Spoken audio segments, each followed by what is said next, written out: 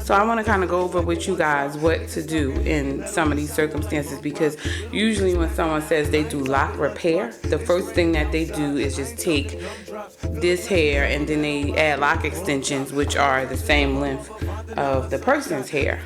Now the problem with that is that hair this short is not really supposed to have hair that long attached to it, and it weakens the follicle. As you know, you could do bridges, you can add the thread, you can do all of those things to kind of offset the weight that that hair has to hold. But instead of doing that, if they are if the part that's broken is like in the middle of their hair, all you really have to do is retwist, part this out so that it's straight, because this is the broken part. So I can kind of make these parts straight like they used to be, because some of the hair from the locks here has broken off. And what we're gonna do is actually take, we're gonna just braid this hair into 3 little cornrows. Okay, and then we're gonna do it in a style that covers that, and that way this hair can actually grow without the tension on it, because that's the best way for it to grow. That's more protective. So because like last time I braided this hair and it was not this long at all, right? It grew.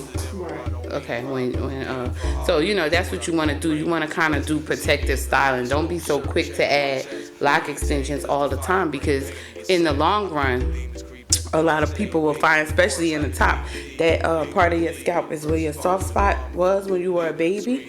If you have broken hair there and it's short and you put lock extensions on it, you are further causing their hair to thin out on the top. Here at the Yanni Red, we want to make sure that you're doing things to the hair that's going to promote growth in the long run, because locks have to last the whole duration. If somebody had them for 10 years, that hair has to be healthy enough to last 10 years. And that's what is happening a lot here. The scalp has to be healthy enough, and the hair. So just stay tuned. We're going to keep doing, once again, just so you guys know, this is where the locks are missing. So I kind of just separated this, did my parts. I'm going to twist, the locks that are here like normal. And another thing is, a lot of times when you see locks that are small like this, the first thing you think is, well, let me combine it with another one. But what you really need to do is just gather all the broken hairs in there and just twist it down, and keep doing it in like double strands. Or if you come to me and learn how to do barrels, then you know how to do them without all of that tightness, all of that pressure that's causing the traction alopecia. So I would recommend my team, Yanni Stylists, do barrels. But if you haven't been to me yet and you don't know how to style without the tightness, just do double strands on things like that, because you want to give your clients protective styles. And then you could style the double strands up if they wanted their hair up or down or whatever, then you could do it like that. But at least that will strengthen the root and get that broken hair back locking in there. So before you start combining, before you start adding lock extensions, before you start doing some of those things, look at this video and get an idea of how to do it in a way that's going to make the hair last in the long run. Because this is locks, it's natural hair. I don't recommend lock extensions when your hair has broken off most of the time, unless in certain circumstances, yes. But if it's just hair broken off here, we don't want to stress the scalp at all. So we're just gonna put 3 plaits, and I'll show you after I'm done how it looks. And you guys can ask any questions in the comments. I will get right back to you. And make sure you subscribe to my channel. Follow me on Instagram, Yanni Red, which is YONNIRED, and on Facebook, Yanni Red also. Well, basically on all social media, I'm Yanni Red. So stay tuned. I'm gonna come back once I braid the hair.